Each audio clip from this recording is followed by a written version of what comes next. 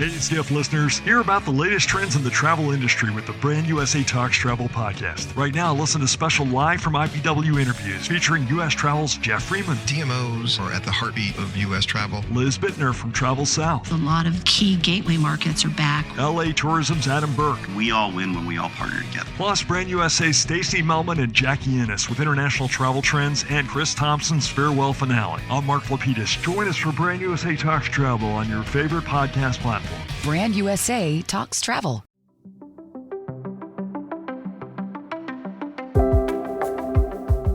You're listening to the Skift Podcast. Today, we feature Kerzner International CEO Philippe Zuber in conversation with Skift Editor-in-Chief Sarah Kopit on stage in Dubai at Skift Global Forum East last week. They spoke on the topic of inspiring innovation in hospitality.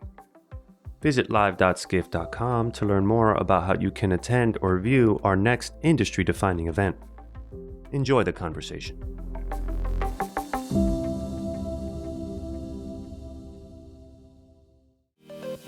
And now, please welcome CEO of Kerzner International, Philippe Zuber, in conversation with Skift Editor-in-Chief, Sarah Kopit.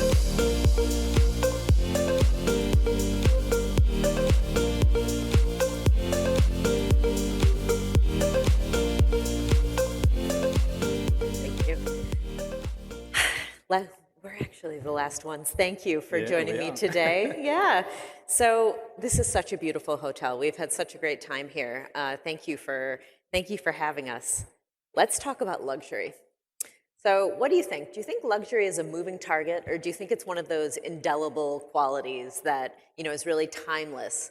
What do you move things around? Do you you change it up?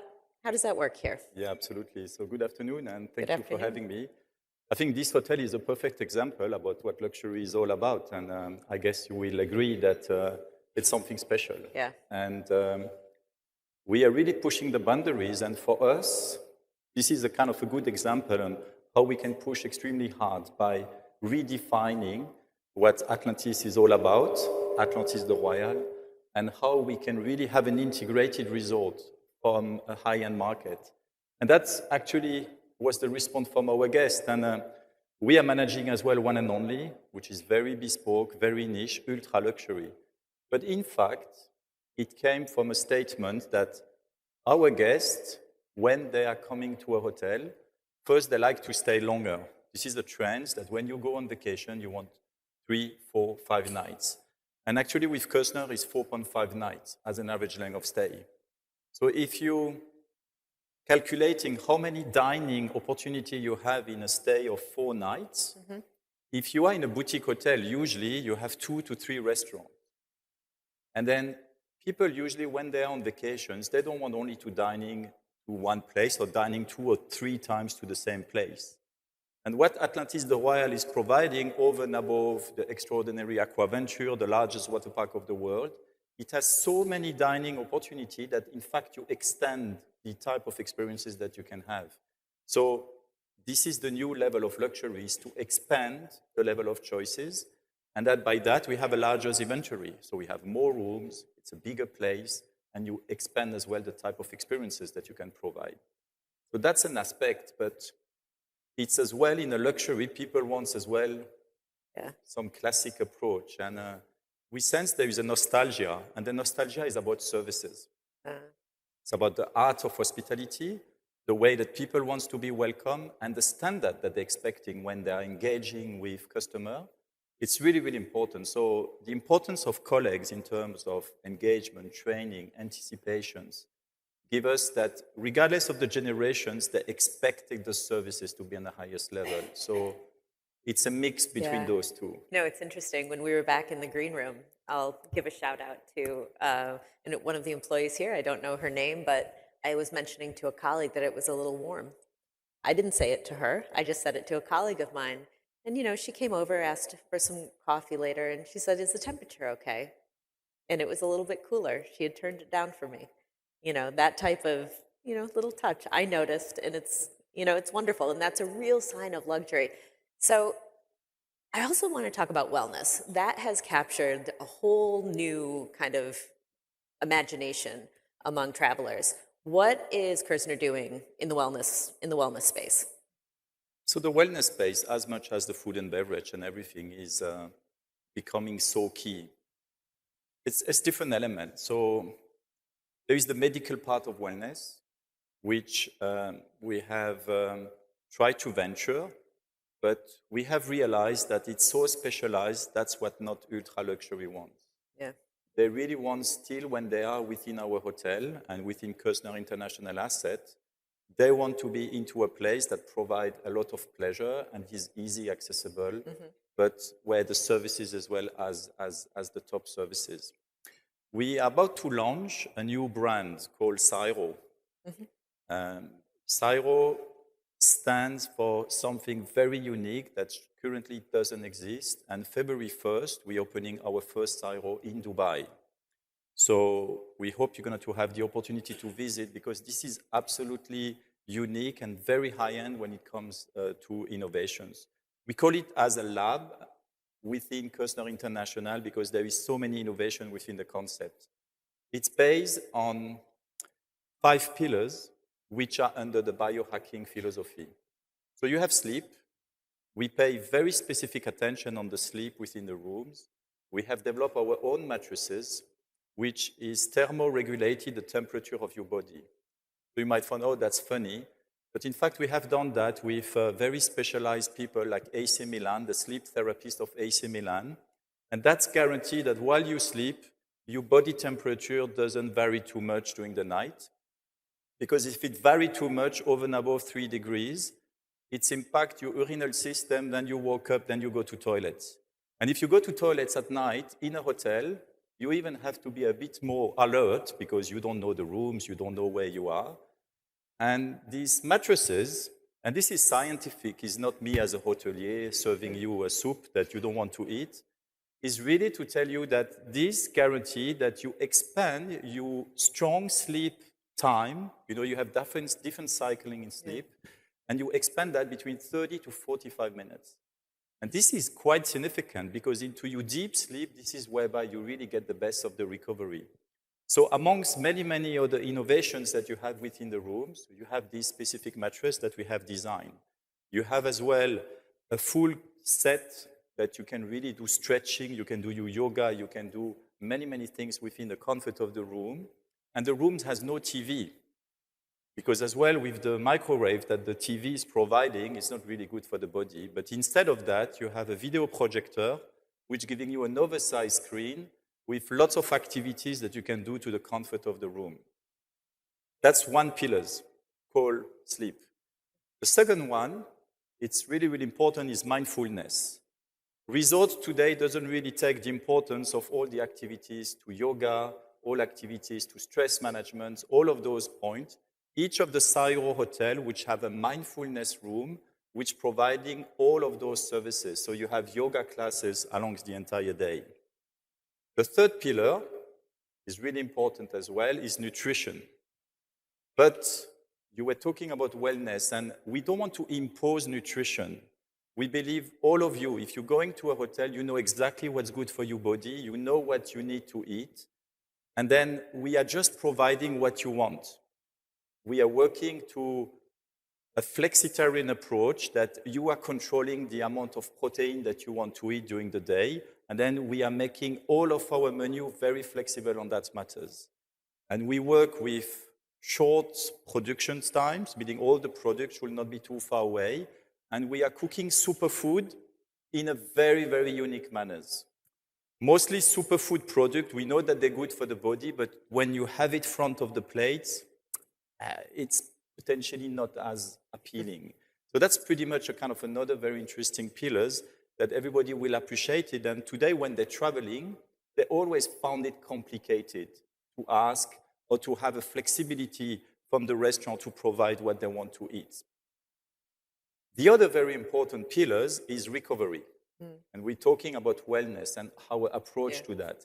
So it's providing when you're traveling to a Cyro hotel, you have a guarantee, you have a ice pool bath, you have infrared sauna, and you have extraordinary recovery massage, which is done by people which have been working within the sports industry. So they know exactly which muscles they need to impact in order to make sure the recovery is very strong. And then the last pillar is fitness. And fitness within our space is a gym which is more than 900 square meters in a hotel, which has been designed with the support of ambassador that we're dealing with, Ramla Ali, which is an Olympic champion, Adam Petty, which is a swimmer, Olympic champion as well, and AC Milan team. And the whole gym has been designed by the support of those professionals. And me as a hotelier, I have potentially spent the most interesting time of my career to learning so much about how those extremely high aspirational individuals are looking after their body, are looking after their lifestyle, and they have been so generous to sharing that to all of us. And then the gym has been designed by those individuals, but we are providing classes. And if you're traveling, you have access to an app, classes, which you can, at any standpoint of time, while you are into a business trip, you can go to these classes, and you can change in a simple click. We have as well a very unique services, which is called Sport Concierge. So for example, you come to Dubai and you are a boxer, and you know that for your lifestyle, while you have to do the conference, you have to work well and to function well, you need to do boxing. The Sports Concierge will give you access to a gym, will select a sparring partner that fits your level, so you will be guaranteed that you will be able to continue what you do in New York while you are traveling. So all of those activities combined together with these biohacking pillars within one hotel, it has never been done before. And that's the beauty about this approach to wellness, is it does not always need to be in the massage room. It's this whole ecosystem which is driving around that. And our colleagues, the environment that we are building around that. So February 1st is Sairo Wanzabil, and the pipe for coming Sairo around the world is quite unique. And that will be the place for anyone that wants to keep his lifestyle and wants to make sure that there is no compromise while he's traveling. Sairo will be the next place. Yeah, I was thinking about those pillars. I've managed to neglect every single one of them while here on this trip. So maybe some change will be in the future.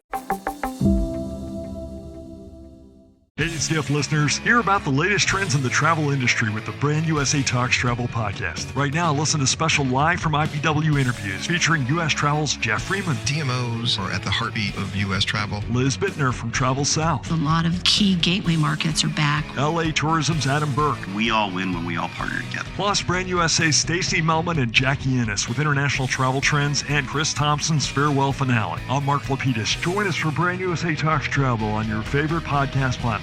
Brand USA Talks Travel.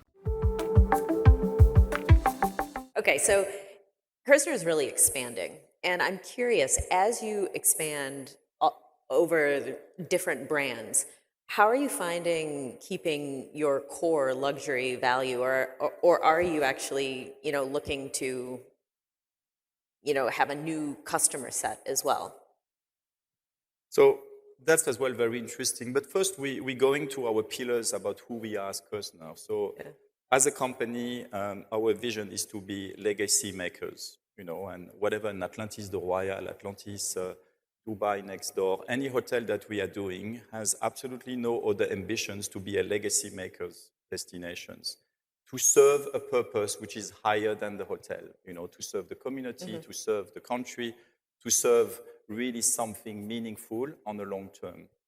And then we have sharing values. One value that we have, we can only do luxury. So luxury is our space. Then we are purely dedicated on leisure. Make us very different, because we are not bothered by corporate business, by corporate deals, which are changing, which are continuously challenging the competition amongst the others. We're purely focusing on the leisure. And then we have something else which is very important. We do not have loyalty program, and we will never have loyalty program. Why? Because luxury cannot be traded on points. It's about experiences. You want the suite, you have to pay the suite, because you will enjoy the suite for what it is.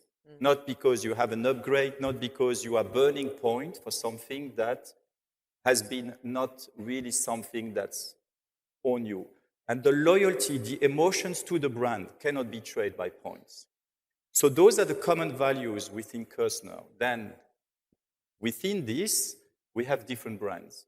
So Atlantis, you see what Atlantis is all about, energetic, integrated resorts, something super special. And then we have one and only, ultra luxury, very, very bespoke, one-off hotels.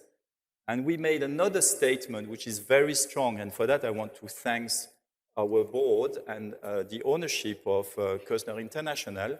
We have committed to cap the growth of one and only to 35. So this is a commitment to luxury as well. We will not have more than 35 one and only. Why? Because you cannot compromise the attentions provided for my team to what is an ultra-luxury experiences. And then we have these two other brands, which we just have recently created, Cyro, which we are absolutely passionate about it, and Rare Finds. And for the Dubai, I'm sure you know Bab el Sham, which we just have recently reopened, and we have reinterpreted the value of what is this new brand and what this new brand stands for. And Rare Finds has the mission, and that's as well a mission which is above just serving a cappuccino and being into a hospitality environment. We are having the visions to unlocking destinations. Who will thought that if you are in Dubai with everything that Dubai has to offer, you will take the car 1 hour to go to Bab el Sham. So we're putting all our energy to curate destination and to making so much effort into one places that people will find, if I'm come to Dubai, I need to go to Bab el Sham. It will be something that will be providing something very unique, very special. And actually, we're very proud because it's have started super strongly, and we're very happy the way we have been able to repositioning Bab el Sham within the landscaping of Dubai, which is a market which is extremely competitive. Potentially is one of the destinations which have the most iconic asset of the world. So to exist within the space, it's a challenge. Other than wellness, which we already talked about, do you see any real trends in evolving consumer preferences from the people who walk through your doors? Things that they want that they didn't want before? At the level of personalizations and the customization of the experiences is very unique. And what technology do you use? Because that seems to be a common thread to get that personalization. How are you doing it? This is interesting. I think at the same time, people want personalizations, but they do want to have tracking of the personal data. So it's a kind of, they still want to be perceived as they're very unique in any place that they do. So at one point, they don't want to repeat at the breakfast that they want to have, special kind of milk, that they have the way that they want the eggs to be prepared. They want all of this to be well known. But they want to be extremely private as well within the stay. And what we find out is this element of privacy and security is absolutely core to what we do. So we are back to the old system. It's about people. It's about being able to read the guest. So you're analog? No, but we're doing it manually as well to being able to not having a trace. Because what really people do not want is to left behind confidential data that might be used in the future. So it's a fine balance. Mm-hmm. And your example about our colleagues was very spot on. It's about the value that we have within our employee philosophy. Yeah. And one of the pillars is anticipations. So we train our colleagues to be able to develop the skills of anticipating customer needs in order to do things before they're asking us to do. Yeah. And that's luxury. That is certainly luxury, I can tell you that.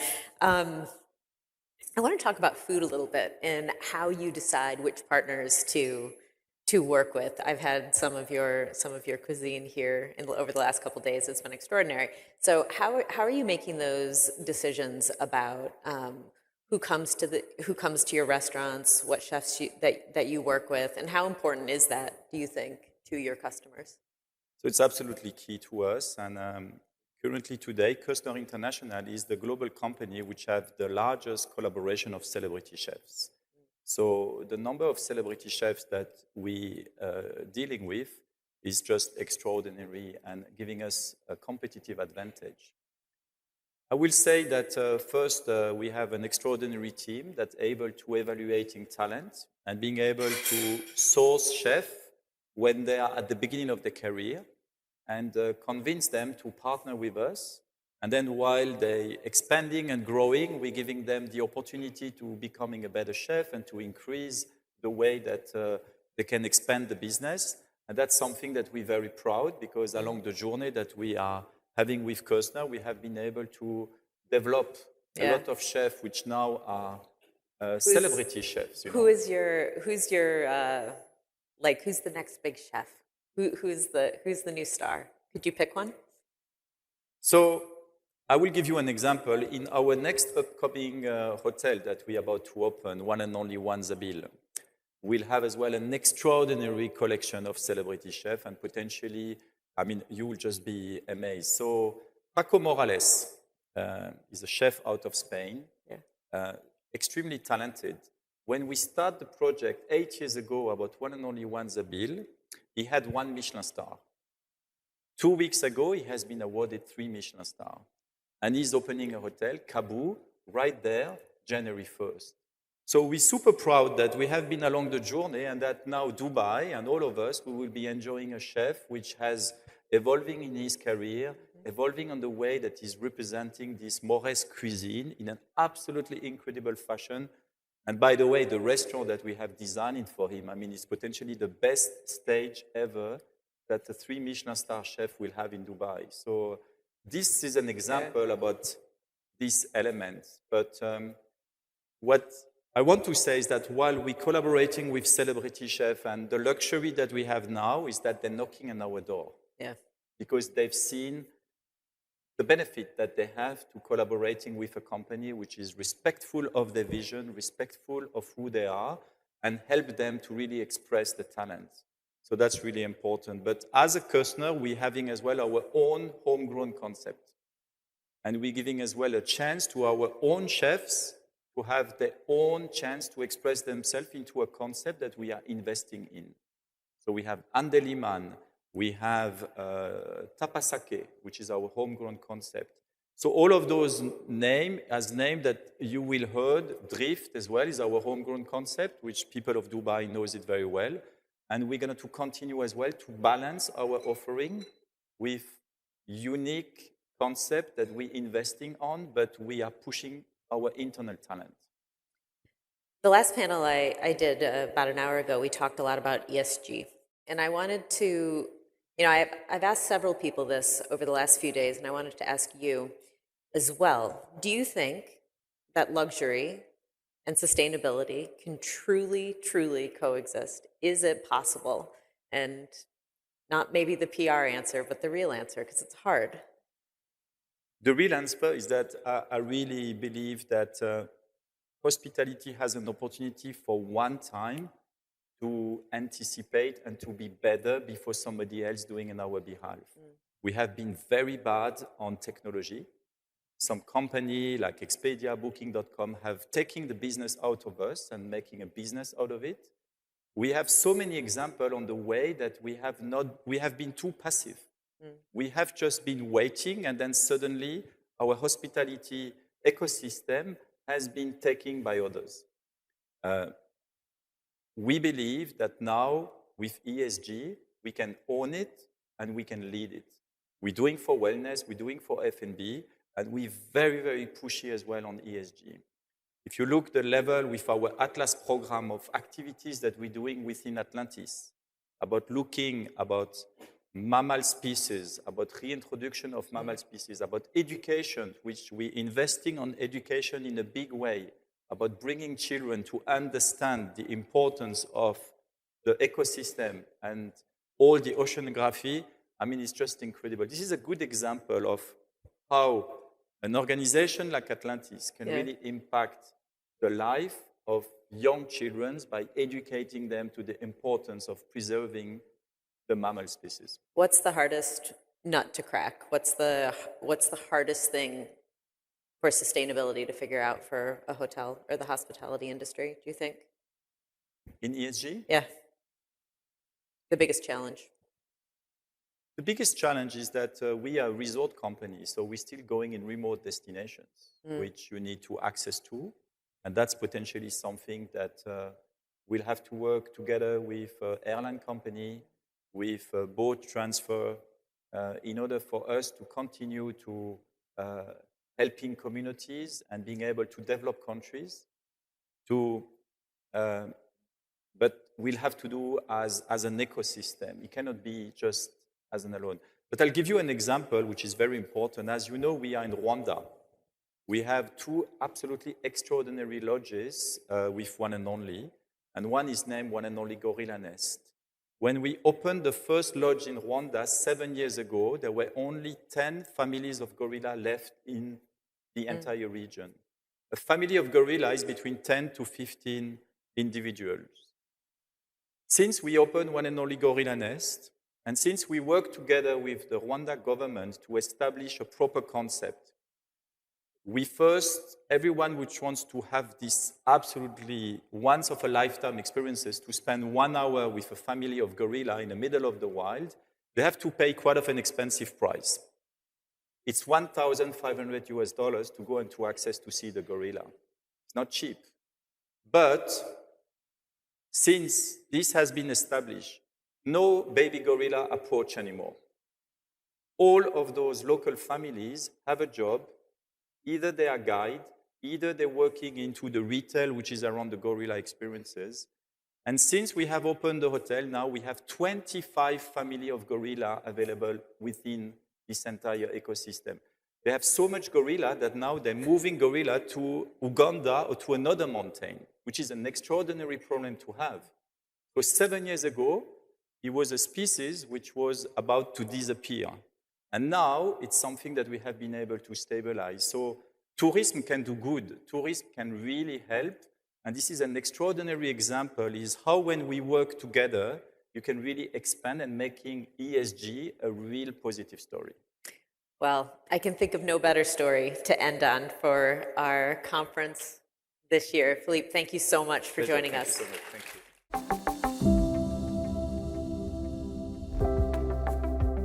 This has been the Skift Podcast. Thank you for listening.